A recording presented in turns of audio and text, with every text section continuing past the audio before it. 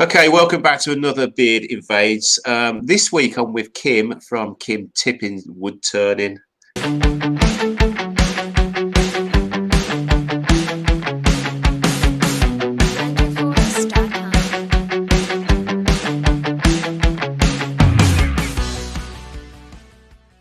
How you doing, Kim? Howdy. You can hear me all right, yeah? Yes, sir. Cool. So I'm really happy to. I'll be looking forward to this invasion because we don't really see much of you and what you do. We see a lot of the bowls and all those stunning pieces of art that you make. But it's nice to get to see the actual person behind the work. So, can you? We're going to do a few questions. Then we'll have a little tour. I understand the internet is not the greatest where you are, so we'll just have to. So I might have to do it. Yeah, do it from afar, like. Okay, that's fine. Whatever works. Yeah.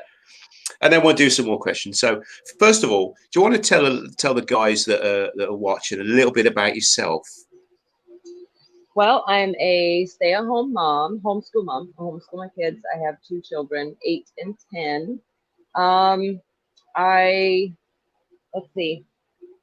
I guess an average girl. I don't like to go out much. This quarantine is like a total normal day for me. I don't leave the house anyway.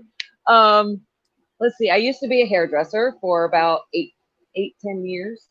I quit when my son turned a year old, so that way I could stay at home with the kids because me and my husband were sharing the homeschool responsibilities. He is a deputy sheriff. He's an investigator. His assignment is investigator, but he's a deputy sheriff for about 18 years now. So his schedule was, we were able to work opposite days, and so we never had to have other people watch our children. So we homeschooled, and then I noticed my daughter kind of getting like almost like a separated couple.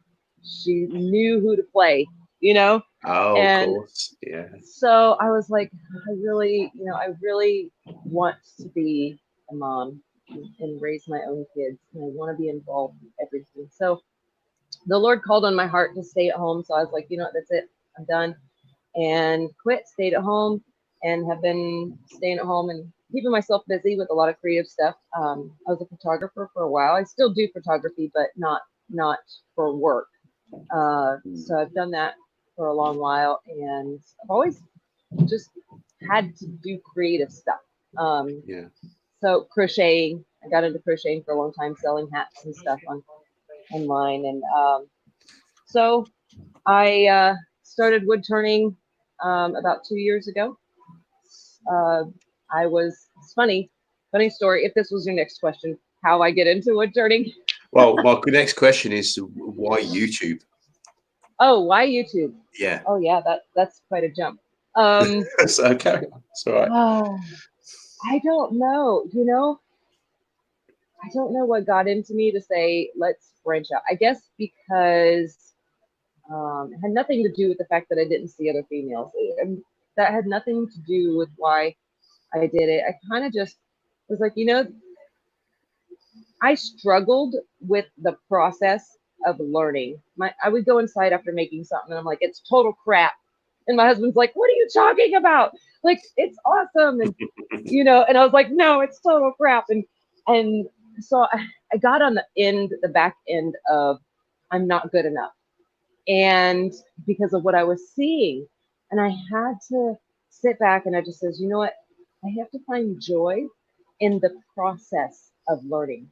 And I knew a lot of people were struggling, just talking to other wood turners that, online and stuff like that were struggling in the process of learning, and just being able to accept the learning process is, my burn barrel's dusty. So I was like, you know what?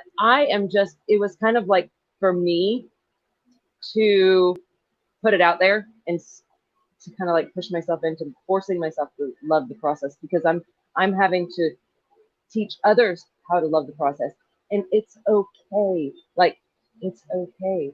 You don't have to be the best. You will never be the best. You'll be the best that you will be every day. You know what I mean? So it was kind of like that because I was struggling with that process. I knew that there was others out there struggling with that process. And I think that's why I decided to do the YouTube, because it kind of made it to where I had to put the wheels on the pavement, not just tell myself to have joy in it, but I had to, you know, it's kind of like when you teach your kids, you can't just tell them, you have to do it as well.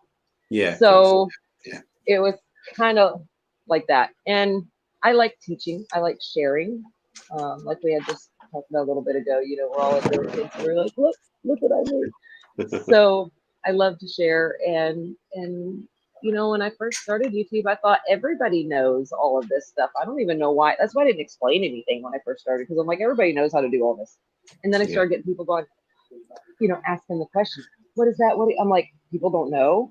You mean I know and people don't know? Like, I thought I was the only one that didn't know.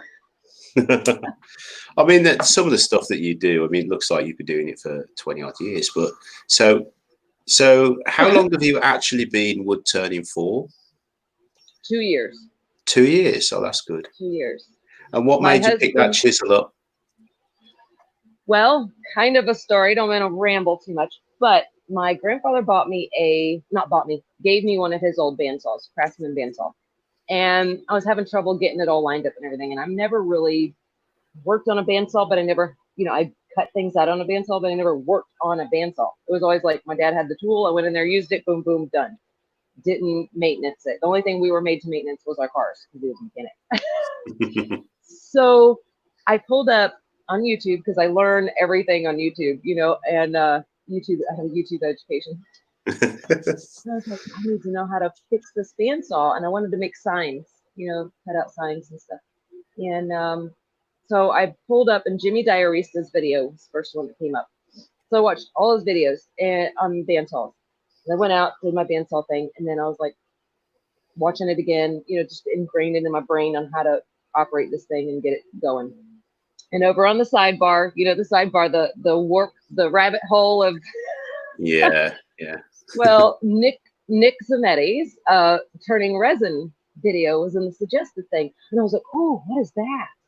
Never knew anything about wood turning. Didn't know it existed. My father was a kind of a craftsman. My grandfather built his house, you know, so he was a craftsman, but never really wood turning. Never knew what that was. So of course I clicked it, and that was it. That was it. I was addicted. So for 2 years, every night after doing chores, the kids and everything else, I'd sit down when it was my time, and I would nonstop watch turning videos. Nonstop. My husband's like, she's gonna obsess until she does this. Like, she's not gonna leave this alone. He figured after 2 years and I'm still watching the videos, he better go out and buy me something, a lathe. So I started out with a Harbor Freight, I guess it's the 10-inch, the small little like pen lathe. And then quickly within a month, I returned it and got the 12-inch one. And then I turned on it for almost a year before I worked into, you know, beefier lathes. All right. So that's that. It's all YouTube's fault. Yeah. All of you guys who've been turning for years, it's all your fault. That's it. So do you have any inspirations? I mean, you mentioned a few that the people there, like Jimmy DiResta and Nick Zametti. Is there anyone that really, really inspired you to do what you do now, or anything that inspired you? I think it's a accumulation of everyone that I had been watching. I feel that I only have a style because I see other people with style. I would say the one person that really stands out to me and that attracted me because of tool usage was Jimmy Clues. Jimmy Clues, that's why I did the Irish grind. I mean, there was his stuff and how he turns and how quick, because he's fast and I do everything fast. I don't have a slow system. Slow setting. I don't. And my husband says my filters broke. So filters broke, brakes don't exist. They were worn out long ago. So I think his style, the way he turned fast, and he just, you know, takes off a 1/2 inch at one time, you know, just you know, and some people like, that's not fun. Well, it is for me because that's my personality, you know. So I'm drawn to the taking material off. I love taking, you know, people get onto me like, why don't you cut the corners off that before you turn it? It's like, because I love taking the corners off with my gouge. Yeah. So is, Brilliant. and yeah, you know, it's just so that, and then accumulation of just everybody. I watched Al Furtado for a very long time, and I loved how he threw rough stuff on the lathe, just like the old gnarly log that he picked up off the side of the road and threw it on there, and then it was just this beautiful piece. When he was all said and done, I love that. I love the really raw, rough, you know, parts of the turning, and that's what attracted me to it. Definitely. Okay, so we should we attempt to have a little bit of a tour of your shop? I mean, if you want to stand at a distance and point, it's up to you. Yeah, hopefully there's enough lighting. I'm right at my doorway, so there's at least enough lighting on me. I got my shirt. Cool. All right, so my husband built, let me get this off here. My husband built this shop. I'm going to walk out here and let you guys see a little bit of my husband built this shop a couple years ago. It's just a wood floored shop. Well, for us, I can't say for me. I say it's for me because I'm in here more than anybody. Like every night. So he has his side. This is his side of the shop, which is mostly like storage. It's all the junk. It's all the junk that I don't want on my side. So, right. Okay. That's good. And the workbench that is our divider that divides, you know. So he's got his vice and you've got your vice. Is that right? Yep. Yeah. Okay, he just put mine up the other day because I was using his, and he's like, I want mine back. So I got the little one, and he's got the bigger one. Cool. So let me start here. It's a little easier. So this is my side, which has all the woodworking, and it's funny because I didn't have hardly any of these tools until I started wood turning. Now I did woodworking, like I built a lot of stuff in our house, tore down walls, put up tile, you know, been doing all that kind of stuff, but it's like I need all this junk. So let me sit around on here, can I? All right, so I'm just going to. Oh, okay. I'm just going to try to hold it out so I can. That's fine. Yeah. I can't see. It's right next to the door, so you know I can have breeze and everything because it's quite hot in here during the summer. I don't have good ventilation. So there's my lathe. I have all my finishing products on my shelf, things that I accordingly. I just put the walls up, the interior walls up here last fall. Anyways, shelving all of my tools, more storage, and then it's fun. Maybe the toolbox. Then we got the. Can't get too far away. All right, I'll try to do it. That's okay. That's okay. So yeah, I'm gonna try to do it at the doorway here and just point out because so my lathe is along here, and then you come around here is my toolbox. My sharpening system, I use the Wolverine jig, and I have the diamond, the 8-inch diamond wheels, which I saved forever and ever and ever for those, and they're great. I love them. I was using just the white wheels before, and then of course more storage down here. My sticker board, my sticker board, and my bandsaw. I got that off of Facebook Marketplace and it's a Delta bandsaw. She's a little old and she's a little testy, but we're getting her worked out. Then this drill press I got at a estate sale. They originally had it ticketed. Sorry, I got to open the store. They had it ticketed for $180, and I only brought. Sorry, I got to get my door open. I only brought $65 with me to the estate sale, and so I was like, you know, I'm gonna ask because you know it's better to ask and get denied than not ask and never know. So I offered Yeah. them $65 for it, and they took it. And I was like, so I got me a drill press. Then this belt sander here. Now everything's on wheels except for my drill press, so that way I can pull it out and work on it. Otherwise, just not enough room. Yeah. My sander I got from a friend, John. Thank you, John. He gave that to me, Old Craftsman sander, which works awesome. And then of course this is my resin station. I have all my resins, all my what do I have up there? My molds and things that I want to throw in resin, random stuff, and then storage for like bits and pieces of wood that are interesting that I don't want to throw out because I don't throw away anything. Unfortunately, I'm one of those people. Same here. So that way, yeah, it's like because it's like I could do something with that, you know, and so unfortunately, that's me. I can do something with that. So and then of course, you know, my bench right now is full of like projects that I need to get finished and all that. So yeah, it's cool. I mean, it's definitely nice. evolved. I think anybody who does woodworking realizes that, you know, their shop evolves like every, you know, season. I call it seasons because seasons do, and we end up, oh, well, no. I wouldn't say you absolutely need all of these things to turn because I was turning for a long time before, well, I say a long time.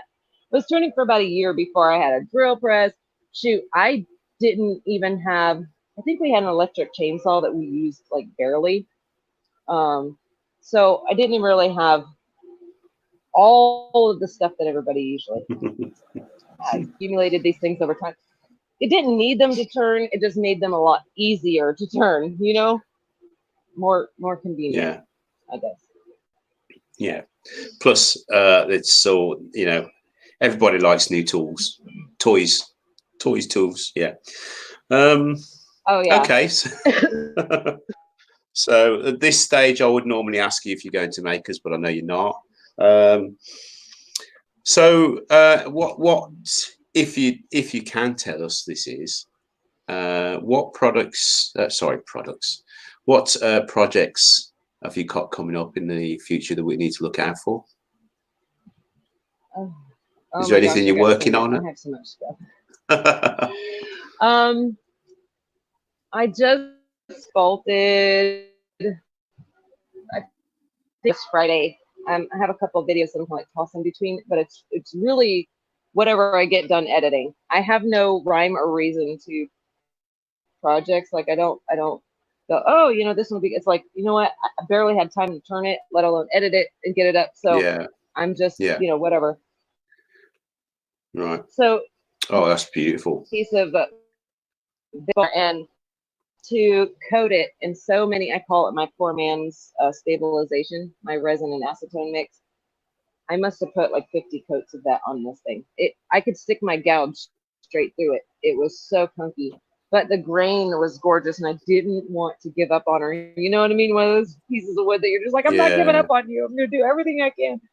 So that, yeah, that's possibly going to be it. I have had a lot of requests for the shave bowls and brushes, so I'm trying to get some of those pumped out to custom orders that I have, because that'll help obviously finance all of this. You know, you gotta sell your work too. So, and then I have a graveyard of wood that needs to be processed. I just every time I come out here, I see all this. That's just I'll let you see. I let the world see my mess. Don't judge me. Okay. That's not a mess. That's heaven to us. Yes, it is, but it's all, you know, it's unprocessed mess. I mean, it goes on and on and on. And then still two huge logs, two huge stumps of cedar that I haven't even gotten off the trailer, let alone processed. It is just and it's going to get hot, and it already is hot. I'm sweating like crazy out here, so I doubt that they're going to get done this summer. I just cap them off with you know, those wax melts that you can put in your house to kind of make it smell good. Well, I have those, so I save them in a jar, and I remelt them down in the glass, and I just the log to help kind of, you know, slow them down from drying because I don't have any proper slow them down or seal or any of that. yeah, I couldn't afford to keep up with that as much wood as I have out here. So yeah, that's what I'm gonna do temporarily, kind of just trying to hold on to it all. Okay, so next question. Tools. Have you got a tool that you love and a tool that you hate? Okay, so the tool that I absolutely love is that I could be stranded on an island with and not think of any other tool would be my Irish grind bowl gouge. For sure. Any bowl gouge that has an Irish grind on it. I don't care what size. I'll Right. use every edge on it. I don't care. So that one's the one I absolutely love. As far as hating, or is there a tool that you're scared of, or you just really don't like to use? I used to be scared of my Easy Wood Tool carbides, Right. because I put all of my scrapers to a negative rake, like literally the week I got them, because I just did. I watched Mike Walt, and how to put a negative rake on them. And so doing a regular straight scraper, I was like, oh God, that, my hollower, my Easy Wood Tools hollower, it would sling me around the shop. Like I was arm wrestling that thing. So that would say I love it now because me and it's like come to an agreement that we're going to get some wood hogged out, whether it likes it or not. Yeah. So I would say, I don't know. I don't really care for my square carbide. And I mean, I'm going to do some admission here. I'm not very good at the square. I think it's because I'm using too much of the edge. Like if it has an edge on it, I want to use all of it.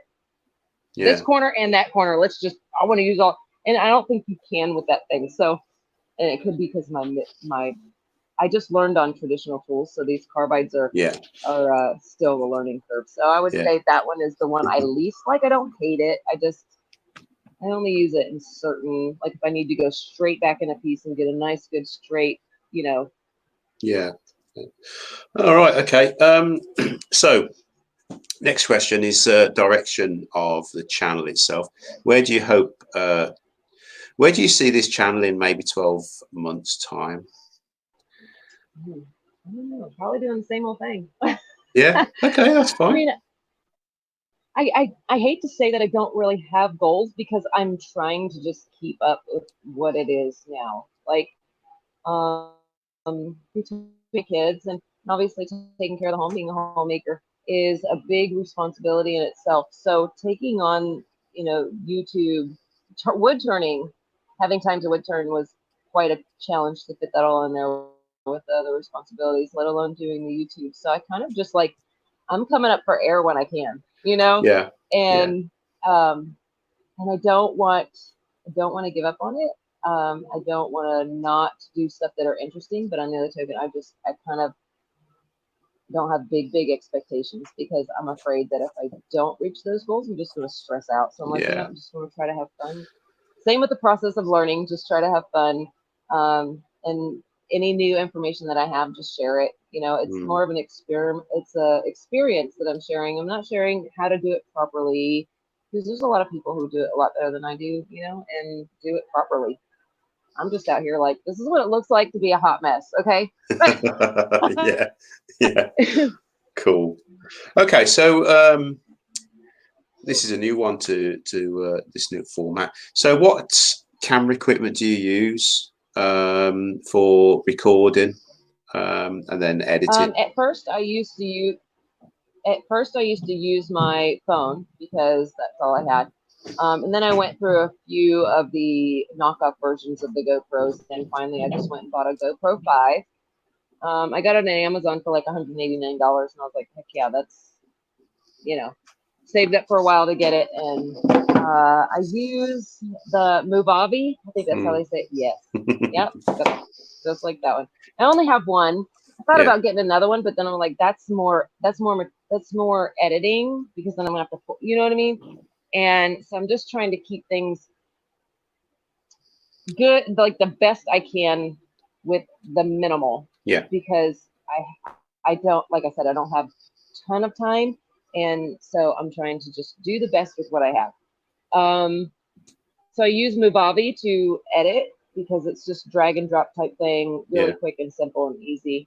It does have some drawbacks because when you load all your videos in there, it takes like forever for them to render, you know, just to load your videos. So, and it could be my computer, who knows. So yeah, that's all I use. And I have a shoes. Mostly it's just, you know, top view here, hanging up on the shelf. Oh yeah. And then I put in a rail. This is actually from my kids' old playset that we tore down. And it's just one of those rails that they used to climb on. And so I screwed it on here so I could have, you know. Oh yeah. And then if I'm doing resin, I'll just take and put the clip on. I'm sorry. Oh, that's all right. We can cut that bit out. It's fine. That's fine. Yeah, I was gonna say there's that editing part that comes in. Yeah, so that's cool. I mean, we kind of lost you where what's that? You were saying about the rail. So I take it with that rail, it's another way for you to clamp your camera to get a front-on view of your work. Yeah. Yeah. Okay. Right. So pretty simple. I'll try to keep it simple. Okay. No, carry on. Sorry. Carry on. There is a little bit of a delay.